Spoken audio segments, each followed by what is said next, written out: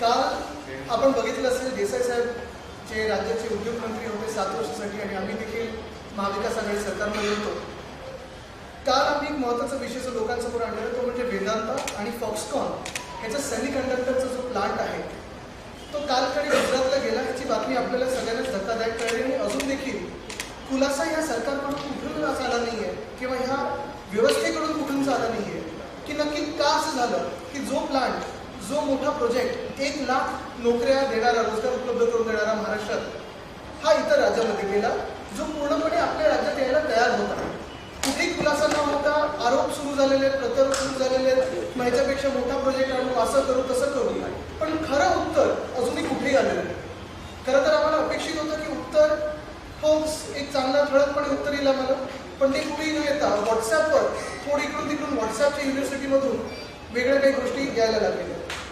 आज खरं तर मी सकाळी एका व्हॉट्सॲपवर पाहिलं की कोणीतरी व्हॉट्सॲप असं फिरवतं, मला माहिती नाही नक्की कोण, पण 2015-16चा जो मॅग्नेटिक महाराष्ट्रामधला MOU होता फॉक्सकॉन बरोबरचा आणि मग हा वेदांता आणि फॉक्सकॉनचा वेगळा MOU, ह्याच्यामध्ये सांगड घालून लोकांमध्ये काही थोडं कन्फ्युजन निर्माण करायचं, लोकांना भ्रमित करून द्यायचं की हे तेच होतं, मग ह्यांनी असं कसं नाही केलं, मग देसाई साहेबांनी सहकार्य नाही केलं. मी सकाळी देसाई साहेबांची आणि माझी चर्चा झाली तेव्हा हे स्पष्ट झालं आणि मला देखील आठवतं की तो जो मॅग्नेटिक महाराष्ट्रामध्ये फॉक्सकॉनसोबत MOU झालेला तेव्हा पूर्णपणे तो MOU हा ॲपलच्या आयफोनच्या असेंब्लीबद्दल होता, महाराष्ट्रासाठी होता आणि तो देखील MOU पुढे त्याचं काय झालं हे त्यावेळेचे मुख्यमंत्री महोदयांनी सांगितलं तर बरं होईल. पण हा जो विषय होता हा स्पष्ट विषय असा होता की सेमीकंडक्टर चिप्स ज्या डिसेंबर 2021मध्ये जगभराची परिस्थिती बघून केंद्र सरकारने 76,000 कोटीचं मला वाटतं सबसिडी ग्रांट रिलीज केली आणि त्याच अनुषंगाने आम्ही 22 की 21 जानेवारी 2022 त्या दिवशी आम्ही अनिल अग्रवाल साहेबांबरोबर आम्ही चर्चा केली, बैठक घेतली झूमवर आणि मग त्याचा पाठपुरावा केला. हे 2 वेगळे विषय झाले. तसंच अजून एक महत्त्वाची गोष्ट म्हणजे डॅव्हॉसमध्ये देखील जेव्हा मी सुभाष देसाई साहेब, नितीन राऊत साहेब आम्ही जेव्हा होतो तेव्हा आमच्या डेलिगेशनकडे पूर्णपणे यांच्यासोबत MOU करायचं होता, करार करायचा होता, त्याचे कागदपत्र तयार होते. पण अर्थात केंद्र सरकार, राज्य सरकार या दोघांची सबसिडी मिळून वेदांता आणि फॉक्सकॉनची इन्व्हेस्टमेंट थोडी सांगड घालणं गरजेची होती. आल्या आमची चर्चा पुढे गेलेली. मला वाटतं देसाई साहेब आपण तैवानचे जे 2 इथून आलेले फॉक्सकॉनचे लोक त्यांना देखील जूनमध्ये आपण भेट घेतली. त्याच्यानंतर आपलं सरकार 40 गद्दारांनी पाडलं आणि म्हणून तो विषय मागे राहिला. एक महत्त्वाची गोष्ट ह्याच्यात सांगू इच्छितो मी की आज देखील आपल्या महाराष्ट्रातल्या 1 लाख तरुणांना नोकऱ्या मिळणार नाही याची जबाबदारी कोण घेत आहे हे ह्या व्यवस्थेकडून उत्तर नाही. इथून पूर्णपणे इथे येणारा जो काही प्रोजेक्ट होता तो इतर राज्यांमध्ये का गेला, गुजरातमध्ये का गेला, कुठच्या राज्यात जाण्याचं दुःख आम्हाला नाही आहे, पण दुःख या गोष्टीचं आहे की आपल्या राज्यातून जो प्रोजेक्ट 100% येणार होता, तळेगावमध्ये येणार होता, आपल्या पुण्या जिल्ह्यात येणार होता, तिथून कसा पुढे गेला, दुसरीकडे गेला हे अजून कुठेही उत्तर आलेलं नाही. तसंच दुसरी एक बातमी माझ्या कानावर आली. मला आज काही ओळखीच्यानी सांगितली आणि परत मी एकदा वाचली. खरं तर तो माझा विषय लक्षात नव्हता आला कारण मला माहिती एवढ्या आपल्या पण प्रेसमध्ये तसं आलं नव्हतं.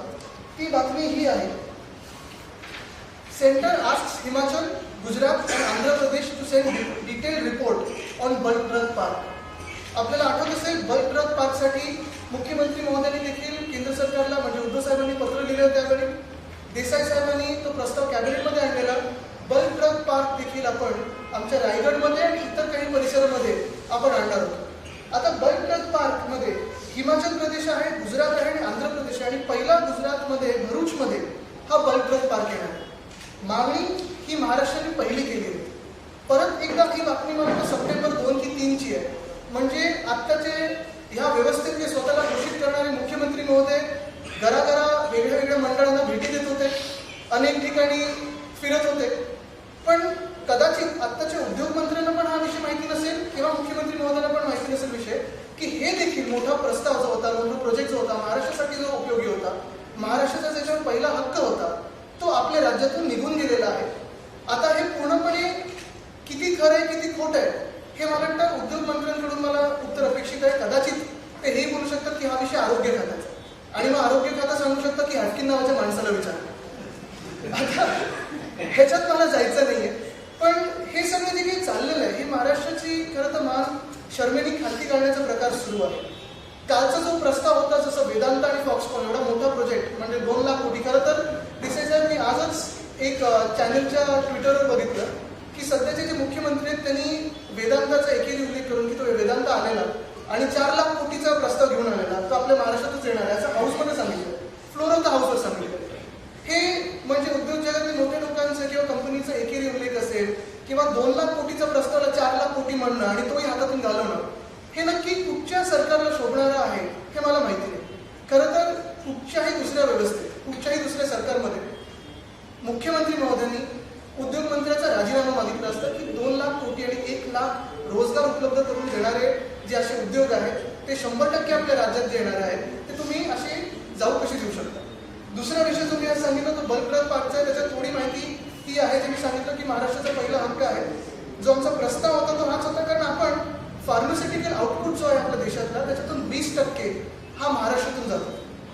सगळ्यात मोठा वॅक्सिन प्रोड्युसर सिरम असेल आणि इतर काही असतील ते आपल्या महाराष्ट्रात आहे. तिसरी गोष्ट आणि सर्वात महत्त्वाची म्हणजे जे काही ग्लोबली अप्रूव्ड प्लांट्स असतील, मग FDAचे असतील, EU असेल, सगळ्यात जास्ती हे आपल्या राज्यात आहे. आपल्याकडे सप्लाय चेन चांगली आहे, कोल्ड स्टोरेज चांगलं आहे, पोर्टचं जवळ आहे, एक्सपोर्ट्स आपल्याकडून जास्त येतं आणि एक्सपोर्ट प्रिपेअरनेसमध्ये नीती आयोगाच्या रँकिंगमध्ये आपला 2 नंबर आलेला आहे महाराष्ट्राचा.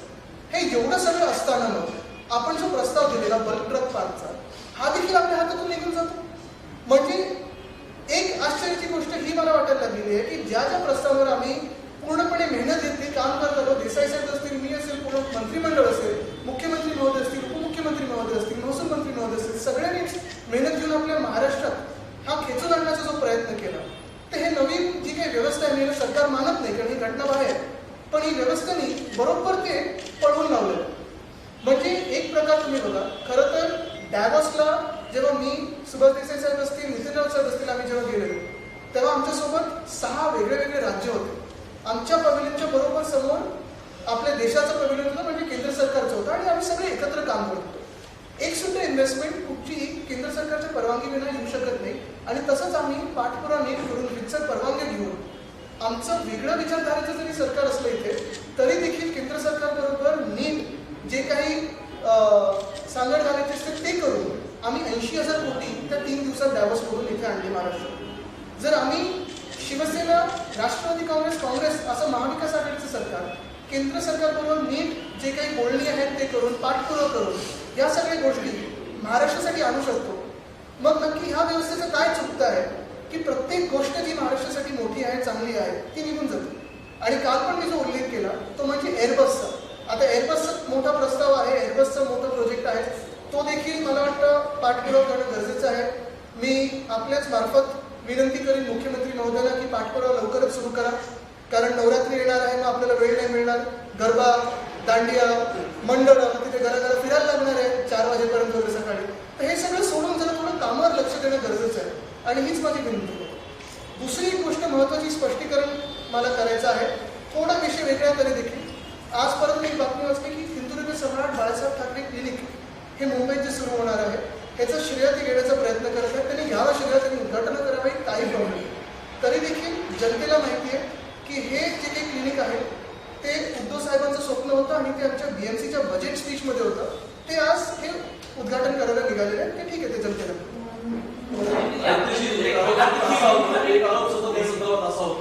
मागच्या सरकारमध्ये म्हणजे उद्धव ठाकरे सरकारमध्ये अपेक्षित बैठका घेतल्या, त्या अपेक्षित बैठका झाल्या नाहीत आणि त्यामुळे प्रोजेक्ट हातातून गेला. उद्योगमंत्र्यांनी पण हेच सांगितलं. मला वाटतं उद्योगमंत्र्यांना तुम्ही सांगितलं थोडा अभ्यास किंवा त्यांचं खातं त्यांना चुकीचं ब्रीफ करतं. ते त्यांचं मंत्रालय थोडं वेगळं होतं.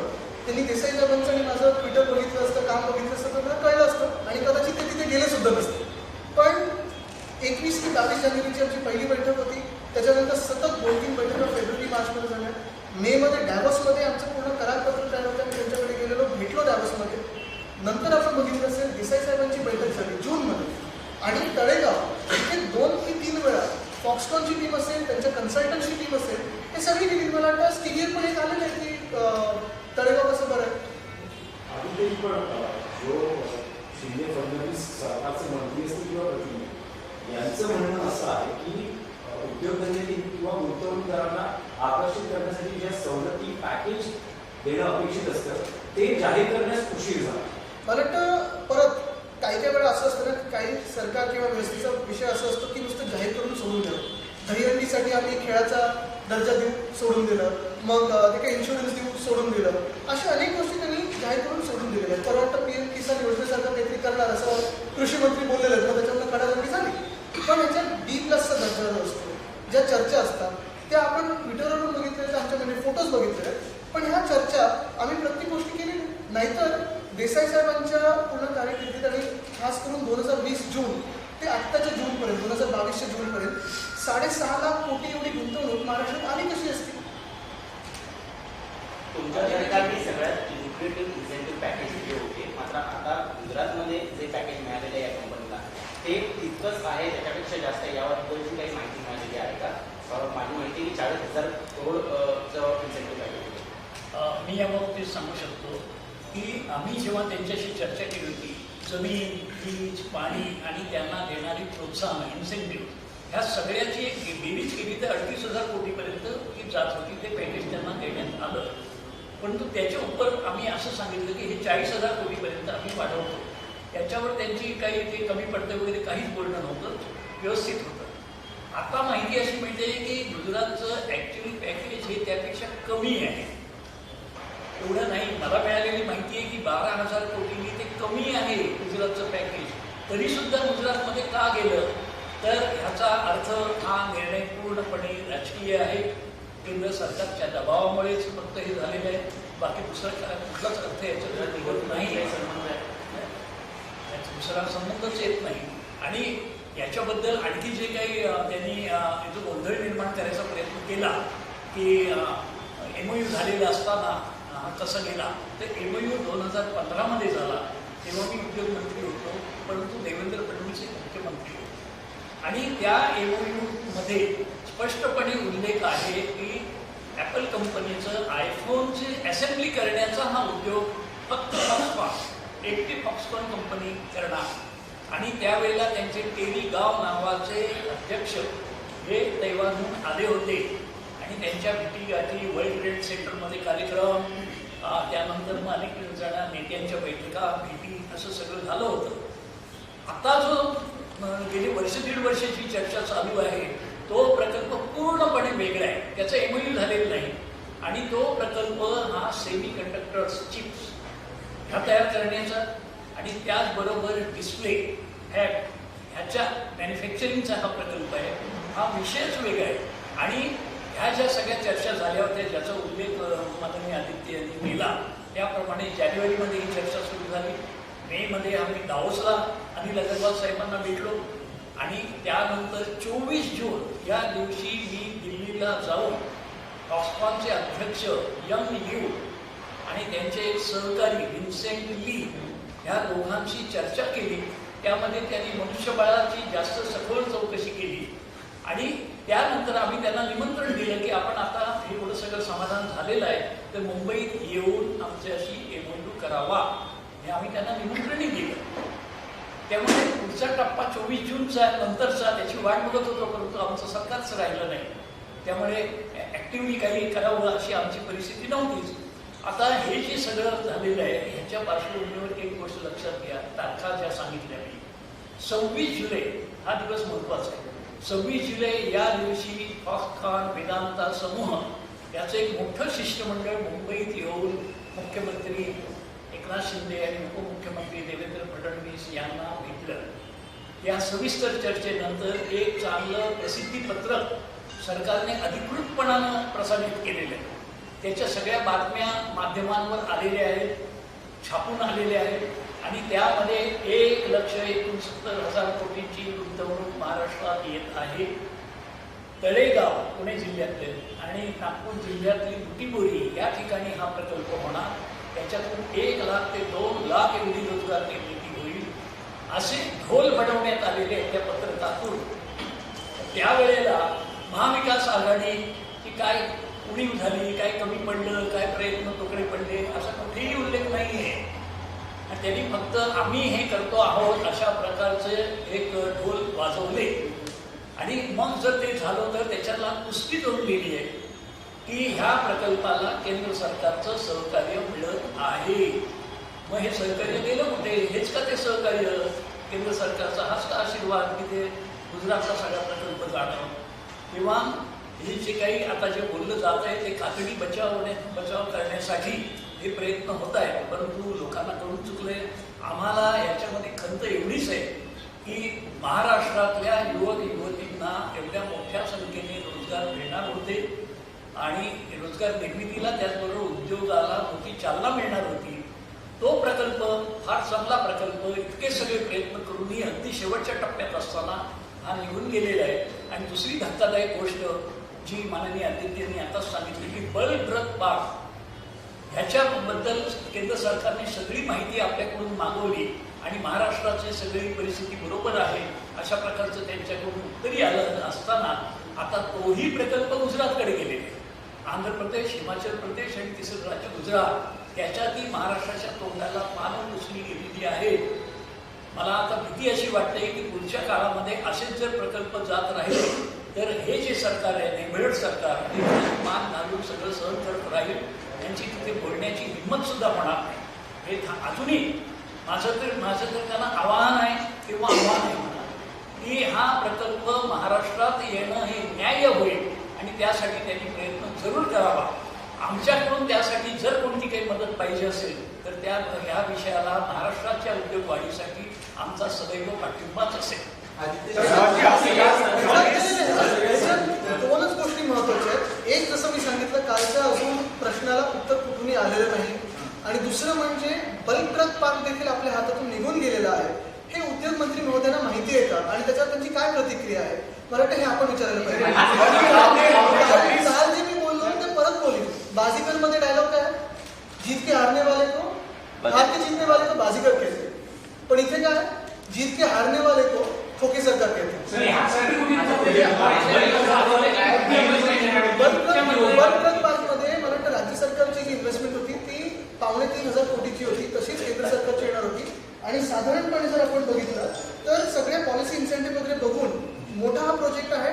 तरी देखील महाराष्ट्रासाठी खूप महत्त्वाचा आहे, कारण सगळ्यात महत्त्वाची गोष्ट म्हणजे CTP असेल किंवा ज्या काही एन्व्हायरमेंटच्या गोष्टी असतील किंवा जे लोकेशन होतं, एअरपोर्टच्या जवळ असेल, नावाशिवाच्या जवळ असेल आणि समुद्राजवळ, आणि 394 फार्मसी कॉलेजेस आपल्या महाराष्ट्रात आहेत.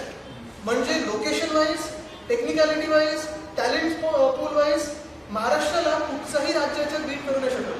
आणि मी काल पण बोललो, मी डॅवॉसमध्ये पण बोललोय की इन्व्हेस्टमेंट कुठच्या राज्यात यावी याचा मला आक्षेप नाही आहे.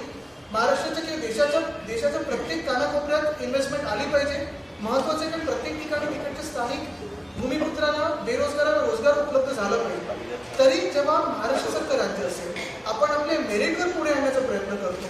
महाविकास आघाडी सरकार असताना हे सगळं नीट चाललेलं आहे, पण सरकार बदलल्यानंतर, वेगळी व्यवस्था आल्यानंतर जी बेकायदेशीर आहे, घटनाबाह्य आहे, हे सगळं आपण म्हणजे ह्या मुख्यमंत्र्यांनी 40 आमदार पण तिथे नेले आणि 2 महत्त्वाचे प्रकल्प पण तिथे नेले. आदित्यजी, काल प्रकल्प गुजरातला गेल्यानंतर त्याचे पडसाद महाराष्ट्रात होते. त्यानंतर मुख्यमंत्री एकनाथ शिंदे यांचं पंतप्रधान नरेंद्र मोदी यांच्याशी फोनवर बोलणं झालेलं आहे आणि पुढच्या काळात गुंतवणूक असेल, उद्योग असेल किंवा प्रकल्प असतील या बाबतीत सहकार्याची भूमिका ठेवा अशी जी विनंती त्यांनी पंतप्रधानांनी केली. आणि याच अनुषंगानं सर याच्यापेक्षा मोठा प्रकल्प आम्ही तुम्हाला देऊ असं पण त्यांचं बोलणं झालं. नाही, एक पहिली गोष्ट म्हणजे ह्याच्यात जसं मी सांगितलं ना की केंद्र सरकारबद्दल, PM साहेबांबद्दल मी कुठे बोलत होतो, कारण आमचं जेव्हा सरकार होतं ह्या गोष्टीचा पाठपुरावा आमचा बरोबर चाललेला. आता तुम्ही बघितलं असेल, आमचं फॉरेस्ट डिपार्टमेंटमध्ये असेल, टुरिझम कल्चरमध्ये असेल किंवा आम्ही डॅवॉसला गेल्यानंतर देखील केंद्र सरकारबरोबर नीट जर पाठपुरावा केला, सांगड नीट घालली तर नीट सगळं होऊ शकतं. या सरकारमध्ये हे जे 40 जे गेले तिथे आणि जे काही आता बघतोय आपण व्यवस्थेमध्ये, कोणाचं लक्ष हे प्रशासनावर नाही आहे, राज्य चालवण्यावर नाही आहे, नुसतं राजकारणावर आहे. आणि हाच माझा आक्षेप. म्हणजे ठीक आहे, तुम्ही सगळीकडे फिरत असाल, बैठका घेत असाल, राजकीय जे काही कार्यक्रम करायचे ते करत असाल, अजून फोडाफोडी कराल, हे सगळं ठीक आहे.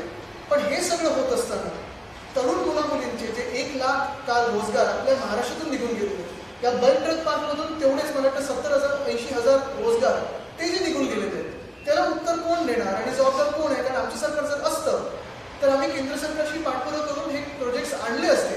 तसं इकडच्या सरकारने तिकडच्या सरकारचं बोलणं होतं. मोर्चा आयोजित केलेले आहे, स्वाक्षरी मोहीम आयोजित केलेली आहे, सामील वॉकचं आवाहन देखील करण्यात आलेलं. काय स्वरूप आता काय झालंय, तरुणांना तेवढंच हातात राहिलेलं आहे, कारण रोजगार जे होते ते निघून गेलेले.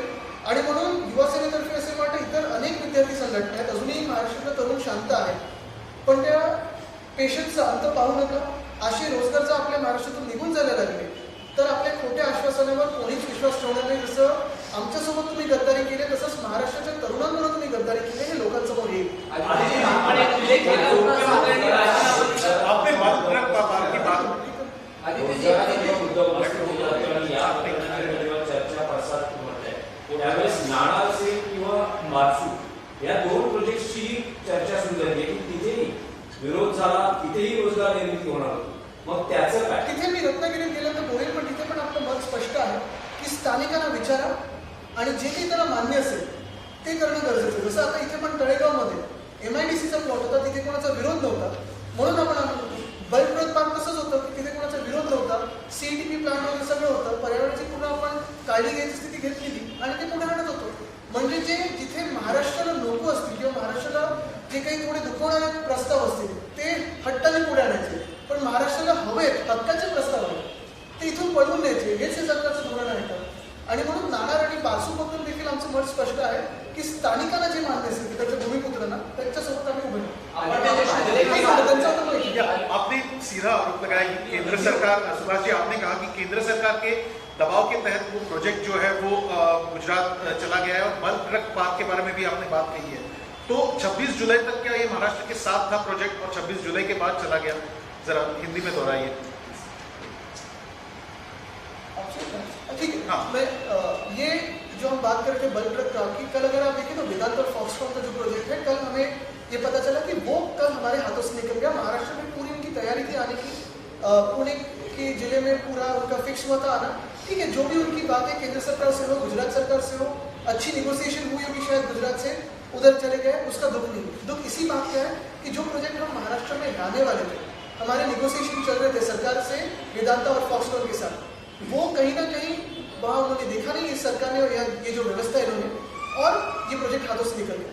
वैसे ही शायद मुख्यमंत्री महोदय अभी के मंडलों में या इधर उधर घूमने में व्यस्त रहेंगे, उनके राजनीतिक जीवन में व्यस्त रहेंगे, और 3 सितंबर को बल्क ड्रग पार्क का जो प्रस्ताव था, हमारा जो प्रोजेक्ट था, वो भी हमारे हाथों से निकल गया है. वो कहाँ गया है? तो आंध्र प्रदेश गया है, हिमाचल प्रदेश गया है और गुजरात गया है. वहाँ जाने से हमारा दुख की बात नहीं है. हमारे देश में हर एक राज्य में उचित इन्वेस्टमेंट आनी जरूरी है. वहाँ जो विकास होना है वो जरूरी है.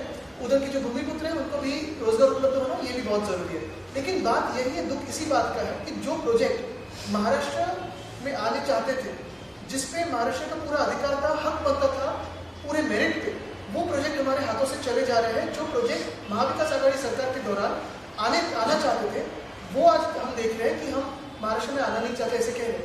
तो इसी बात का दर्द है, इसी बात का दुख है. और इस पे भी कल हमने जो बयान यहाँ बैठ के दिया, आज भी दे रहे हैं. मुझे नहीं लगता कि मुख्यमंत्री महोदय या राज्य के उद्योग मंत्री महोदय को पता भी होगा कि बल्क ड्रग पार्क हमारे हाथों से चला गया है और लाखों जो रोजगार उपलब्ध होने वाले थे इस महाराष्ट्र में, वो युवाओं के हाथों से निकल गए हैं. इसी बात का दर्द है. तो क्या केंद्र सरकार सौदेबाजी व्यवहार कर रहे हैं महाराष्ट्र के साथ? उद्योग मंत्र्यांचा राजीनामा घेणं अपेक्षित होतं. आपण मागणी करणार का राजीनामा? मी राजीनामा कोणाचा, मी तर सांगतो की 40 राजीनामा द्यावा आणि निवडणुकीत उतरावं. हे तर माझं वेगळं, हे वेगळ्या गोष्टीवर, नैतिक गोष्टीवर. पण ह्या गोष्टींवर मला वाटतं कुठच्याही इतर राज्यांमध्ये असतं तर उद्योगमंत्र्यांनी राजीनामा दिला असता. आपण बघितलं असेल, मला वाटतं पोर्चुगल की स्पेनमध्ये कुठेतरी एका बाईची डिलिव्हरी नीट नाही झाली म्हणून तिकडच्या केंद्रीय हेल्थ मंत्र्यांनी राजीनामा दिला आणि इथे अजूनही आरोप प्रत्यारोप करत. म्हणजे राज्यात नक्की कुठचं राजकारण सुरू आहे? राज्य चालवायचं आहे की अशीच मजा मस्ती करत राहायची? हे तर ह्या व्यवस्थेने ठरवतो.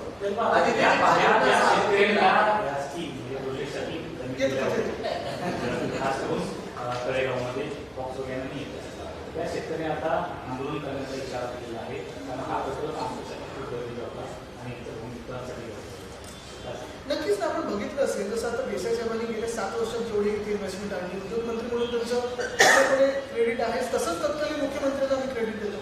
पण ह्याचा हाच अर्थ लागतो ना की जबाबदारी कोणीतरी घेऊन पुढे यायला पाहिजे. आता तुम्ही व्यवस्था ही चालवत आहात, विरोधी पक्षासारखं आमच्यावर आरोप करून चालणार नाही. तुम्हाला उत्तरं द्यायचे आणि व्हॉट्सअपमधून उत्तरं नाही द्यायचे आम्हाला. अधिकृत पेपरवर कागदपत्रावर उत्तर द्यायचे नाही. उत्तर सगळीकडे आपण फक्त सकाळपासून नाही, आमचं छोट्या बैठका नसतात. भाजपनं असा आरोप केलेला आहे, फॉक्सकॉनचं महाराष्ट्रात प्रस्तावित होतं ते स्थापन करणार नाही अशा पद्धतीची घोषणा जी 7 जानेवारी 2023 होतं या बाबतीत तुम्ही त्यांना जाब विचारला होता का? अशा पद्धतीचं भाजप पण ते कशाला बेगानी शादीमध्ये अब्दुल्ला बोलतोय? त्यांच्यावर कोण बोलतोय? आणि देसाई साहेब आपणच हो, मी ते सांगितलं. तो प्रकल्प ज्याचा एमओयू झाला होता, परंतु एमओयू करून ते जे गेले ते येतच नव्हते, तेव्हा तो रद्द करण्याचा प्रश्न नाही. आम्ही त्यांची वाट बघत होतो, परंतु फॉक्सकॉनचे कोणीही आलेच नाहीत परत महाराष्ट्राशी बोलायला किंवा एमओयूची अंमलबजावणी करायला. अंमलबजावणीचा प्रश्न होता आणि जो प्रकल्प हा ॲपलचे आयफोन इथे असेंबल करावे असा प्रकल्प होता. त्याची आणि ह्याची जी गल्लत घालतायत हे सर्विसवी चुकीचं आहे.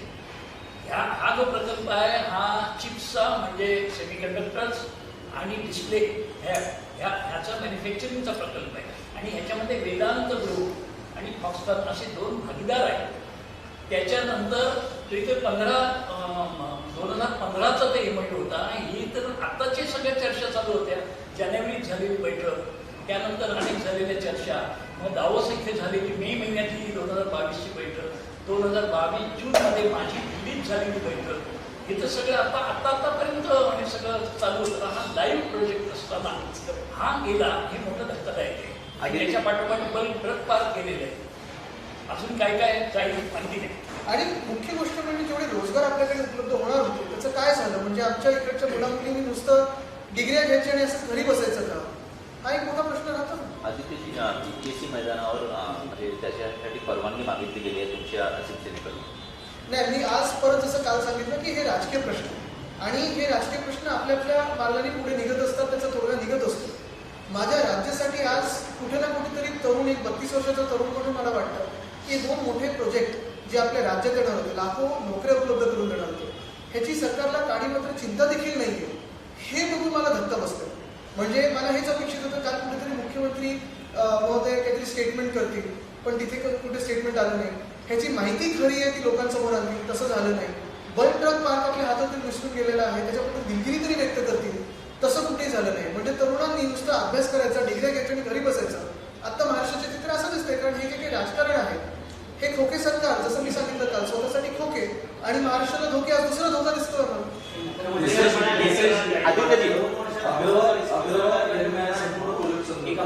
आता तेच मला सांगायचं आहे की मुख्यमंत्र्यांचा जर अभ्यास बघा ना, ही पॉलिसी मुळात चांगली पॉलिसी केंद्राची डिसेंबर 2021ची आहे, तर 2 वर्षाचा कुठे काढतो तुम्ही? गेल्या 7 महिन्यात आहे. आणि ज्या काही बैठका होत्या आमच्याकडे जे महिने राहिले 2022चे सरकारमध्ये, त्याच्यात आम्ही केले. मग मुख्यमंत्री महोदयांनी हाऊसमध्ये का सांगितलं की 4 लाख कोटी? तर माहिती चुकीची सांगितली. हाऊसमध्ये 2 लाख कोटीचं 4 लाख कोटी सांगितलं. ट्विट का केलं? त्याचं श्रेय का घेतलं?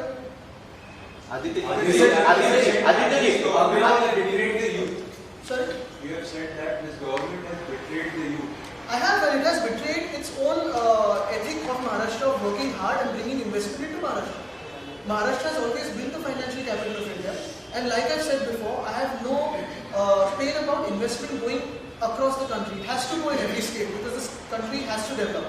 But where we are fighting on a meritorious basis, there is a healthy competition between states. We're looking at states like Tamil Nadu, Telangana, Andhra, Gujarat, Karnataka, Maharashtra, Bengal, all of us competing in a healthy sphere. How can we lose a project that is on merit, on technical grounds, number 1 for Maharashtra? How can we lose that? It only means that the Chief Minister and the Industries Minister is completely unaware of what is happening in this sphere. And they are busy in politics, dirty politics, and not for working for the benefit of the state. Any other Chief Minister would have asked for resignation of Industries Minister. Absolutely, after losing a project of 2 lakh crores and 1 lakh jobs yesterday that I spoke about, and today another big project for the bulk truck park, we cannot expect the Chief Minister to garland the Industries Minister for sure. So there has to be some moral responsibility, and I think it is up to the youth now to decide whether they accept such a government. गोव्यातल्या राजकारणाचा प्रश्न आहे की आज गोव्यात operation lotus यशस्वी झालेलं आपल्याला पाहायला मिळते. काँग्रेसचे 8 आमदार भाजपमध्ये गेलेले आहेत. नक्कीच, पण मी त्याच्यावरही बोलून आपल्या महाराष्ट्रातल्या तरुणांना रोजगार मिळणार नाही. आज मी एवढंच फोकस करेन की 2 महत्त्वाचे प्रोजेक्ट आमच्या महाराष्ट्रातून निघून गेलेले आहेत. त्याचं दुःख आणि त्याचं चीड त्याच्या मनात माझ्या आहेच. तसंच माझ्यासारखे अनेक महाराष्ट्रातल्या लाखो तरुणींच्या मनात असेल की ह्या सरकारला खोटी आश्वासनं देता येतात, सरकारला पाडता येतात, पाठीत खंजीर खूप बसता येतं, पण महाराष्ट्राच्या हिताचं काम आणि 2 महत्त्वाचे प्रोजेक्ट्स केंद्र सरकारकडून पाठपुरावा करून नीट या उद्योगपतींबरोबर बोलून आमच्या महाराष्ट्रात आणता येत नाही हे मला बोलते. धन्यवाद. जय महाराष्ट्र. अग्रवाल यांनी या संपूर्ण प्रोजेक्टसाठी सेंटरचं अप्रुव्हल लागेल असं तुम्हाला काय सांगितलं होतं आणि त्यावर तुम्हाला नक्कीच आमची जेव्हा अनिल अग्रवाल यांच्याशी चर्चा झाली, चर्चेच्या शेवटी ते म्हणाले बाकीच्या सगळ्या गोष्टी महाराष्ट्राच्या बरोबर आहेत, आमचं समाधान झालेलं आहे, मात्र ह्या गुंतवणुकीसाठी केंद्र सरकारचा होकार आम्हाला घ्यावा लागेल असं आणि ह्याच्यावर पुढे जाऊन सांगतो की आमची जी बोलणी चाललेली जर आमचं सरकार असतं तर आपण आणलं असतं. धन्यवाद.